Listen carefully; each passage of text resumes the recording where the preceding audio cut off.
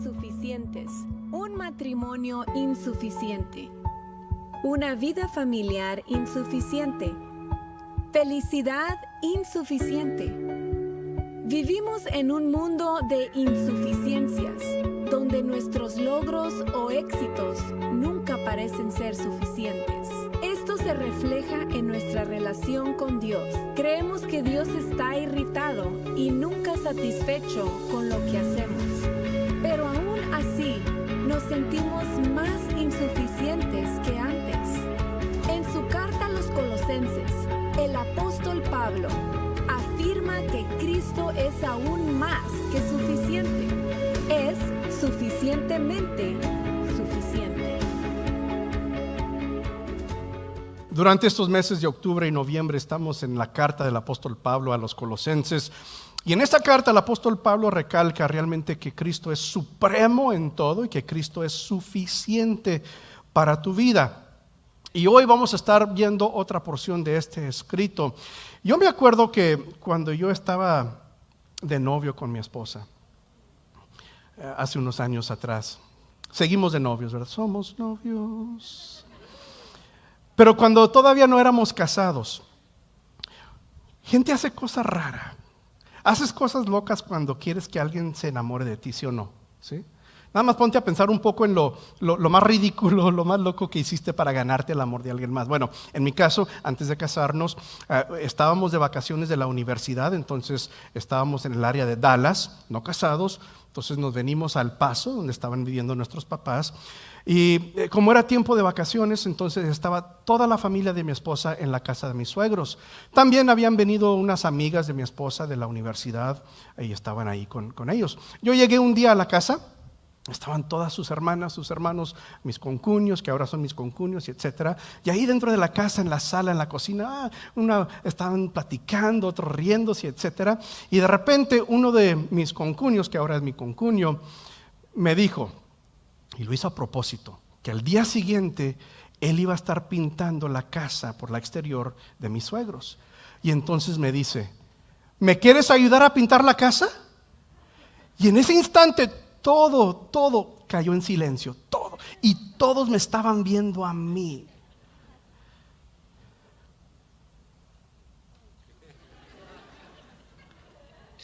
Y al día siguiente tempranito llego a la casa y me subo ahí al techo y ahí estoy como el Karate Kid, ¿no? Y luego que voy viendo que sale mi esposa de la casa con sus amigas, ni se dio cuenta que yo estaba ahí arriba, se meten al carro y se van de compras. Y yo ahí me quedo pintando, pero lo hice por el amor, ¿sí? Estaba tratando de ganarme el amor de mi esposa. Creo que no soy el único. De hecho, acabo de leer de una señorita que estaba tratando de ganar la afección de un joven. Y entonces él la invitó a ella a ir a hacer paracaídas. Tenía un miedo ella, pero por ganarse el amor del joven, ella fue. ¿Qué es lo más loco que tú has hecho para ganarte el amor de alguien? ¿Qué es lo más ridículo que has hecho para ganarte el amor de alguien? Mira, es nuestra tendencia como humanos cuando vemos a alguien que queremos ganarnos su atención, su amor. Hacemos algo, intentamos, nos esforzamos por ganarnos el amor de esa persona. Es parte de nuestra naturaleza humana hacer algo para ganarnos el amor de alguien más. Pero aquí está el problema con ese punto, ese detalle de nuestra naturaleza. Nosotros llevamos esa misma actitud, esa misma mentalidad a nuestra relación con Dios. Y pensamos que tenemos que hacer algo para ganarnos el amor de Dios. Y pensamos que entre más yo hago, más Dios me va a amar. Y en esta porción de la carta de Pablo a los Colosenses nos vamos a dar cuenta que Pablo está completamente en contra de esa idea. De hecho, quiero depositar en tu corazón esta frase que servirá como guía para todo este mensaje. Todo lo que voy a decir será para respaldar esta frase que te estoy compartiendo en este momento. No trates de ganarte el amor de Dios, solo responde al amor de Dios. No trates de ganarte el amor de Dios, solo responde al amor de Dios. Y vamos a ver qué significa eso, porque Pablo nos va a dar una enseñanza increíble con respecto al amor de Dios y de no tratar a ganarnos el amor de Dios. Ahora vamos a ubicarnos un poco en el contexto de este escrito. Pablo está escribiendo a un grupo de cristianos nuevos. En este entonces, todos los cristianos eran nuevos porque la religión, entre comillas, la religión cristiana era muy nueva, era muy joven, unos 20, 30 años quizá. Entonces todos los que eran cristianos nuevos estaban aprendiendo todavía cómo vivir la vida cristiana, cómo se maneja, cómo se hace esto de la vida cristiana, qué significa ser una persona cristiana. Y por lo tanto Pablo muy a menudo escribía cartas a las diferentes congregaciones cristianas que se habían edificado, y él daba instrucción, daba enseñanza a estos diferentes grupos de cristianos para irlos guiando y dirigiendo y enseñándoles en la vida cristiana. Y lo que vamos a estar leyendo está en Colosenses 2, comenzando en el versículo 6. Colosenses 2, versículo 6.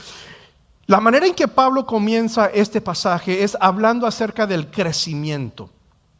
Y el crecimiento espiritual es un punto muy importante en todos los escritos del apóstol Pablo, pero comienza esta porción hablando acerca del crecimiento, cómo él espera que sus recipientes, los colosenses, desempeñen su crecimiento, que comiencen a crecer en las cosas de Dios, en las cosas del Señor Jesucristo. Comienza con este tema del crecimiento. Fíjate lo que dice Pablo en Colosenses 2, comenzando en el versículo 6, dice: por lo tanto, de la manera que recibieron a Cristo Jesús como Señor, ahora deben, fíjate bien, aquí está el lenguaje de crecimiento, deben seguir sus pasos. Ese es el lenguaje de crecimiento, es decir, no te quedes estancado, no te quedes estancada, no te estaciones en el lugar o en el momento de tu salvación. Tienes que seguir los pasos del Señor Jesucristo. Eso implica crecimiento. Tienes que hacer algo después del momento de tu salvación.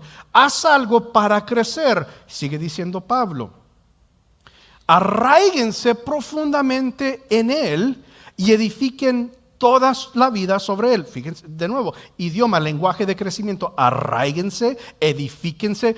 Todo eso habla acerca del crecimiento. Entonces la fe de ustedes se fortalecerá, crecimiento, en la verdad que se les enseñó, y rebosarán de gratitud. Entonces Pablo está hablando, admonestándoles, exhortándoles: hay que crecer, no se queden estacionados ahí donde Dios los salvó. Hay que crecer. Pero Pablo reconocía que había un peligro cuando alguien comienza en cosas nuevas. Cuando alguien no sabe mucho de un tema, es novato en cierta cosa. Pablo sabe, o sabía, que una persona que es nueva, especialmente en el cristianismo, hay veces que no sabe distinguir entre lo correcto y lo incorrecto.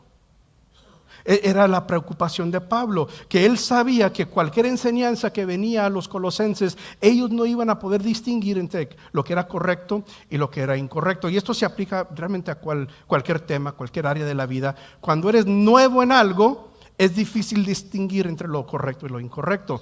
Déjame darte un ejemplo personal. A los 16 años de edad, yo tuve mi primer trabajo. Yo trabajé en un taller donde polarizábamos las ventanas de los autos. Algunos dicen ahumar, tintar, polarizar las ventanas de los autos.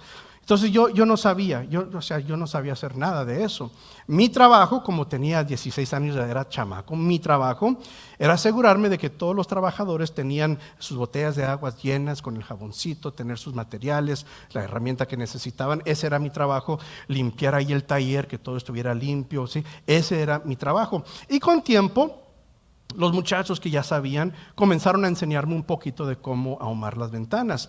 Me decían: así se hace con este tipo de auto, los diferentes carros son diferentes, las curvas de las ventanas y etcétera. Y poco a poco me iban enseñando cómo hacer ese trabajo. Llegó un momento en que uno de los muchachos, creo que se llamaba Julio, me dijo: oye, ve al taller de enseguida, donde está don Ernesto, y dile que necesitamos la escuadra redonda. Y lo escuché y dije: escuadra redonda. Y como que sabía que no, pero dije: pues ha de ser una herramienta especial para este tipo de trabajo. Pero como que no sonaba bien, pero como era nuevo, no sabía que era correcto e incorrecto. Y le dije, ¿qué? Dile, pronto tengo que entregar ese trabajo, ándale, ve, la escuadra redonda. Dije, ¿estás seguro? Oye, ve, pídele la escuadra redonda. Pues voy con don Ernesto así, digo, don Ernesto, me dijeron que le pidiera la escuadra redonda. ¿Qué? Que necesitan la escuadra redonda. La escuadra redonda. Muchacho, te están haciendo el ridículo, te están haciendo tonto.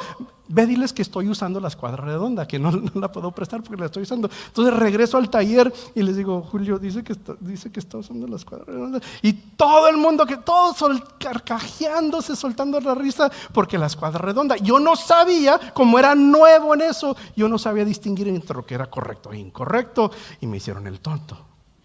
Era la preocupación del apóstol Pablo, que como los colosenses acababan de haber escuchado el evangelio, si algo diferente se les iba a presentar, ellos no iban a poder distinguir entre lo correcto y lo incorrecto. Por lo tanto, Pablo dice lo siguiente en el versículo 8: no permitan que nadie los atrape con filosofías huecas y disparates elocuentes que nacen del pensamiento humano y de los poderes espirituales de este mundo y no de Cristo. Tengan cuidado, porque no todo lo que van a escuchar es correcto. Es lo que les estaba diciendo Pablo. Y fíjate que el consejo de Pablo era relevante para ellos en aquel día, pero es relevante para nosotros hoy en día también. Quiero decirte, te voy a compartir un secreto que nadie más te lo va a decir. Nadie más te lo va a decir, pero yo, como te amo tanto como tu pastor, te lo voy a decir. Aquí te lo voy a decir. No todo lo que está en el internet es cierto. ¿Lo sabías? No todo lo que ves en el internet es cierto. No todo lo que sale en los anuncios, en los comerciales es cierto. Ahí en la casa tenemos una broma y decimos, pues lo dijeron en el comercial, ha de ser cierto. Lo dijo la tele, ha de ser cierto. Pero fíjate, nada más porque está la información disponible, no quiere decir que es correcto lo que estás escuchando en el internet, lo que estás escuchando en la radio. No hay falta de información. Si tú quieres aprender cualquier cosa, una búsqueda de Google, YouTube, y puedes aprender cualquier cosa. La preocupación de Pablo sigue en pie hoy en día, porque tú y yo tenemos acceso a cualquier tipo de enseñanza, pero no todo lo que está a nuestro alcance es correcto. La amonestación al apóstol Pablo es para nosotros hoy en día también. No te dejes engañar. Cuidado con lo que estás escuchando, cuidado con lo que estás aprendiendo, cuidado a quién estás escuchando, porque no todo es correcto. Hay que distinguir, hay que crecer en tu fe sanamente para poder distinguir entre lo correcto y lo incorrecto. Es lo que Pablo les estaba diciendo a los colosenses, porque él sabía bien que alguien iba a venir a enseñarles un evangelio diferente y que ellos, como eran nuevos, iban a caer en esa trampa, en ese engaño. Y de hecho es lo que estaba pasando. Y lo que estaba pasando en este caso es que habían unos maestros que estaban enseñando que Cristo no era suficiente, que Cristo no era suficiente para su salvación, y que había una cosa adicional que los colosenses tenían que hacer para aceptar o recibir el amor completo de Dios, la salvación que Cristo ofrecía. Había una cosa adicional, es decir, que estaban diciendo lo siguiente: qué bueno que has puesto tu fe en el Señor Jesucristo, pero no es suficiente, tienes que hacer algo más. Y fíjate lo que dice Pablo en el versículo 9, refutando esta enseñanza. Dice, pues en Cristo habita toda la plenitud de Dios en cuerpo humano. Versículo 10, de modo que ustedes también están completos mediante la unión con Cristo, quien es la cabeza de todo gobernante y toda autoridad. Pablo está diciendo, no necesitas nada más.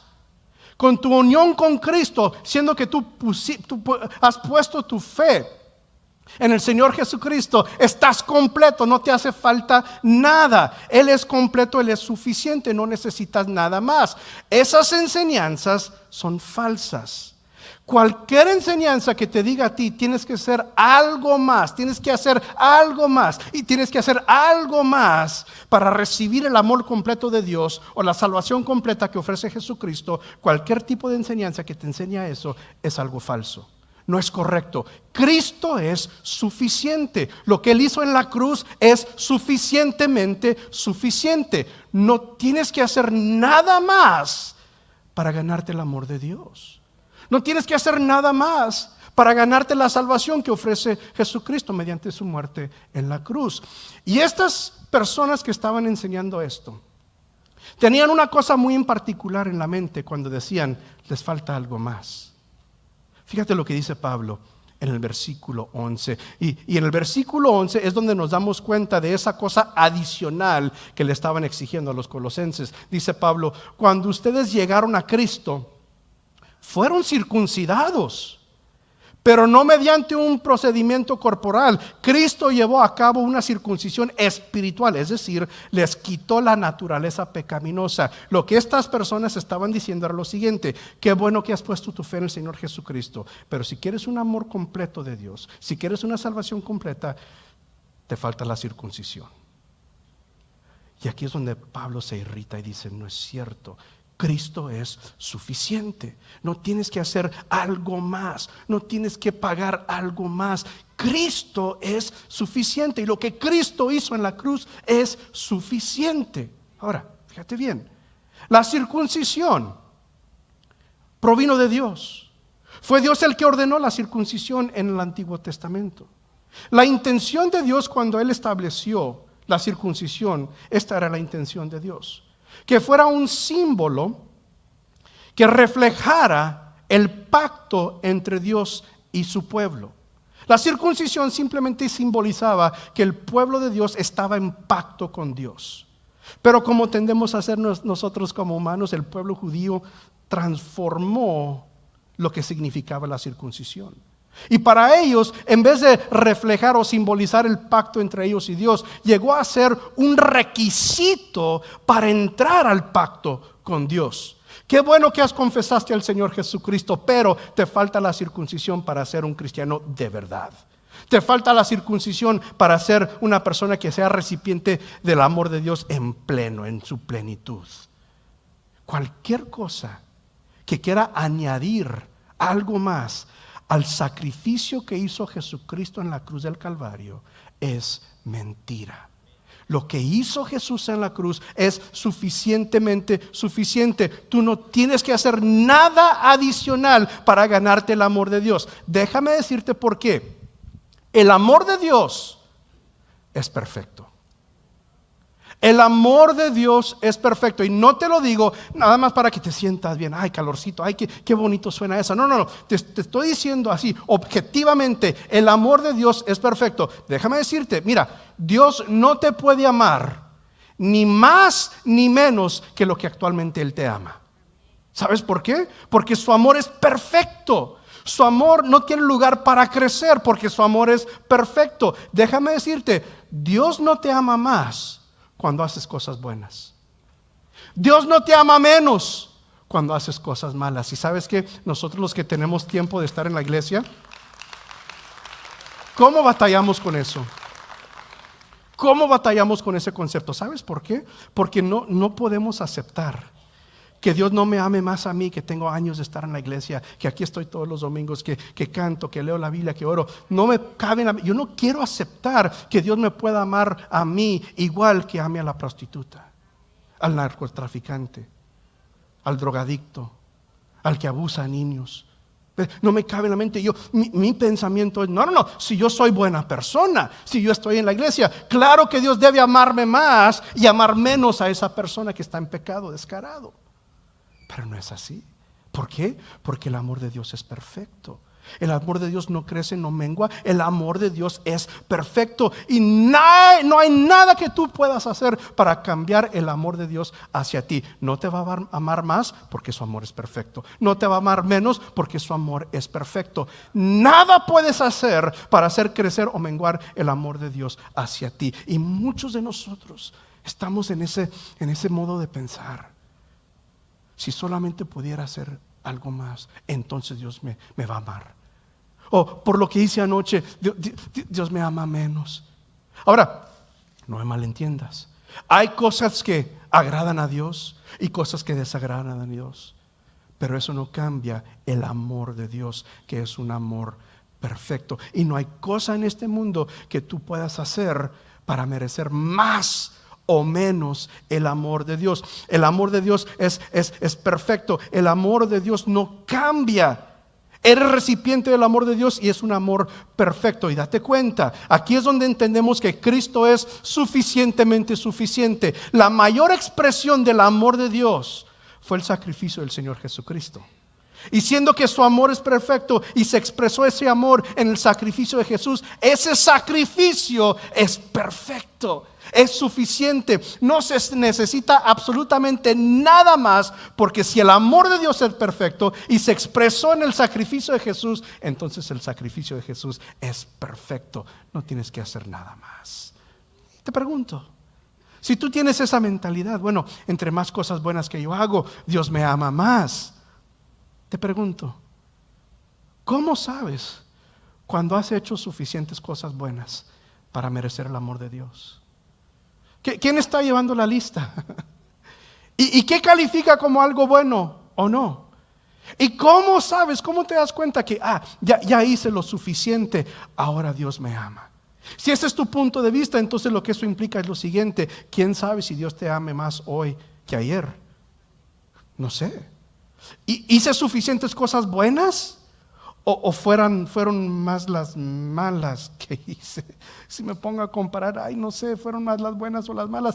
No sé cuánto me ama Dios ahora porque porque ayer fue un día no muy bueno. Yo creo que Dios me ama menos. Pero antier, como que hice muy bien antier, no había un equilibrio tal vez. Y sabes que te vas a volver loco, loca, porque siempre estás pensando, hice lo suficiente para que Dios me amara. Pero no hay nada que tienes que hacer. No trates de ganarte el amor de Dios. Dios ya te ama perfectamente. Dios no cambia en su amor hacia ti. Pero es que lo que hice, sí, el amor de Dios es perfecto. Eso no le agrada a Dios, pero no cambia su amor por ti. Es que antes, sí, yo lo entiendo, sí, es de desagrado a Dios. Sin embargo, eso no cambia el amor de Dios hacia ti. Ahora, no me malentiendas. No tienes que hacer nada para obtener la salvación gratuita que el Señor Jesucristo te ofrece mediante su muerte. Pero déjame decirte algo, que Dios sí espera un crecimiento en nosotros después de haber recibido al Señor Jesucristo. Dios no espera que nosotros nos quedemos estancados en ese momento, en ese lugar de nuestra salvación. Precisamente por eso comenzó el apóstol Pablo esta porción de su escrito, hablando del crecimiento. Porque si la salvación es gratuita, no tienes que hacer nada más para recibir o obtener el amor de Dios. Pero después de entregar tu vida a Jesús, claro que sí, Dios espera tu crecimiento. Y creo que muchos están equivocados. Han malentendido ese aspecto de Dios, porque se han dado cuenta que el amor de Dios es perfecto y no cambia y la salvación es gratuita. Entonces han dicho, acepto la salvación de Jesús, pero no hago nada más. No. Dios espera tu crecimiento. Dios espera que crezcas. Dios espera que tú hagas algo para demostrar que tú has aceptado su amor perfecto. No lo haces para obtener más amor de Dios. No lo haces, no haces cosas, no sirves a Dios, no tratas de crecer para obtener más amor de Dios. El amor de Dios ya es perfecto, es completo, pero es para reflejar y responder a ese amor perfecto que Dios te ha demostrado. Y el apóstol Pablo nos da un ejemplo muy específico. Alude a un ejemplo muy específico con respecto al crecimiento, con respecto a qué se espera de nosotros en este crecimiento. Cosas que puedes hacer, una cosa en particular que puedes hacer para demostrar que estás en una senda de crecimiento. Una cosa en particular que puedes hacer para demostrar que tú has entendido que el amor de Dios es perfecto y que ahora estás en esta jornada de crecimiento. Fíjate lo que dice Pablo en el versículo 12. Pues ustedes fueron sepultados con Cristo. ¿Cuándo? Cuando se bautizaron. Aquí está hablando acerca del bautismo en agua. Cuando se bautizaron, ustedes fueron sepultados y con Él también fueron resucitados para vivir una vida nueva, debido a que confiaron en el gran poder de Dios, quien levantó a Cristo de los muertos. Fíjate lo que Pablo está diciendo. Si quieres demostrar crecimiento en tu vida, si quieres demostrar que entiendes que el amor de Dios es perfecto y que Dios tiene el poder para amar perfectamente, aquí está algo que puedes hacer: bautízate. Porque en ese acto de bautismo no estás haciendo nada para ganarte el amor de Dios, estás respondiendo al amor de Dios. Estás diciendo: Dios, porque tú me amaste tan perfectamente, porque tu amor hacia mí no cambia, yo quiero anunciarle a todo el mundo que yo vivo para ti. Yo quiero que todo el mundo sepa que yo vivo para ti, que mi vida es tuya. No es tratando de ganarte el amor de Dios, es una respuesta, un reflejo de tu entendimiento del gran amor que Dios tiene hacia ti. Y fíjate cómo Pablo describe el bautismo. Dice: fueron sepultados con Cristo. Cuando Pablo dice eso, esto es lo que significa. Cuando uno baja las aguas del bautismo, eso está señalando a todo el mundo: la persona que yo antes era ha muerto. Ya no soy yo la misma persona. Desde que yo recibí y entendí el amor perfecto de Dios, desde que yo entendí que no tengo que hacer nada para ganarme el amor de Dios, desde que yo entendí que el sacrificio de Jesús es perfecto, todo ha cambiado en mi vida. Todo es diferente. Y la persona que yo antes era ha muerto. Y aquí en el bautismo yo declaro, simbólicamente yo declaro a todo el mundo: he muerto a mi manera anterior de vivir. Y dice Pablo: y han sido resucitados. Y en el bautismo, cuando uno es resucitado, emerge del agua, está diciendo: desde hoy en adelante yo vivo bajo el amor perfecto de Dios. Yo vivo sabiendo que el sacrificio de Jesús es suficiente y es perfecto. Comienzo una vida nueva. Y hay algunas personas que están escuchando esto del bautismo y has estado en la iglesia por un tiempo y por X razón nunca te has bautizado. Lo que yo me he dado cuenta es lo siguiente: que la mayoría de la gente que no se ha bautizado, que se han detenido en bautizarse, hay unas cuantas razones, pero yo siempre escucho estas: es que no me siento comprometido con Dios. ¿Y sabes lo que estás diciendo? Estás diciendo: no he hecho suficientes cosas buenas para bautizarme, tengo que hacer más antes de bautizarme. Es que no conozco lo suficiente de la Biblia. ¿Sabes lo que estás diciendo? Es que no he hecho lo suficiente para ser bautizado, para bautizarme. Tengo que hacer más cosas buenas, tengo que memorizarme más porciones de la Biblia. Estás diciendo: tengo que hacer más. Estás tratando de añadirle algo al sacrificio de Jesús, y no se trata de eso. Es un paso de obediencia a Dios, es un paso de crecimiento que estás dando. No estás diciendo: soy una persona perfecta. Estás diciendo: reconozco que el amor de Dios está sobre mí y que Él, aunque yo no soy perfecto, Él me ama perfectamente y deseo caminar y vivir para Él. Te aseguro que cada uno de los que hemos sido bautizados no somos personas perfectas. Cuando nos bautizaron no éramos perfectos en aquel entonces, y durante ese tiempo, desde ese entonces, no hemos sido personas perfectas, pero hemos entendido que el amor de Dios es perfecto y que Él nos perdona perfectamente y que Él nos ama perfectamente. Y ese paso de bautismo que hemos tomado es simplemente declarándole a todo el mundo: yo sirvo a un Dios y vivo, entrego mi vida a un Dios que sabe amar perfectamente. Que yo no tengo que hacer nada más para ganarme el amor de Dios. Simplemente respondo a su amor en obediencia y en fe. Y por eso Pablo dice ahí en el versículo 12: debido a que confiaron en el gran poder de Dios. Confiaron en el gran poder de Dios. ¿El poder de Dios para qué? El poder de Dios para amarte perfectamente. Tú y yo tenemos que confiar de que Dios nos puede amar perfectamente. ¿Sabes por qué? Porque en un tiempo u otro nos han quemado. Alguien nos quemó. Alguien que supuestamente nos amaba hizo algo que te hizo dudar del amor de esa persona hacia ti. Porque hemos visto, estamos viviendo en un mundo en que supuestamente personas que aman a otras personas hacen cosas que uno se queda rascando la cabeza diciendo, ¿cómo lo puede hacer? Si tú decías amar a esa persona, ¿cómo pudiste hacer eso? Estamos viviendo en la esfera humana donde el amor se manifiesta de maneras muy trastornadas. Y por eso es tan difícil para nosotros aceptar que hay un Dios que sabe amar perfectamente. Batallamos. ¿Por qué? Porque un día la persona que te dijo estoy enamorado de ti, al día siguiente te dijo te voy a dejar, ya no te amo. Porque alguien que supuestamente te amaba hizo algo que no demostró amor hacia ti, y eso lo llevas en tu corazón. Y es difícil, casi imposible concebir de un amor perfecto, porque vivimos en esta esfera humana donde el amor no es perfecto. Pero Dios, aquí dice Pablo, confiaron en el gran poder de Dios. El poder de Dios de poder amar perfectamente.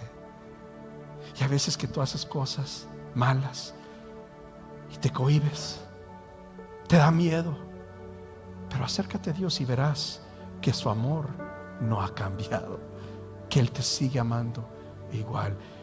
Pones tu fe en Dios, confías en Dios y en su poder de amarte perfectamente.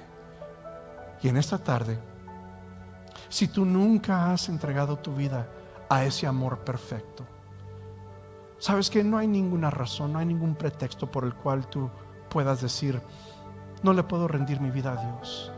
No esperes, tal vez estás esperando ser la persona suficientemente buena para entregar tu vida a Jesús, para entregarte al amor de Dios, para sentirte merezosa del amor de Dios. Ese día, te lo aseguro, nunca va a llegar. Pero esa es la clave para el entendimiento del amor de Dios, que es perfecto.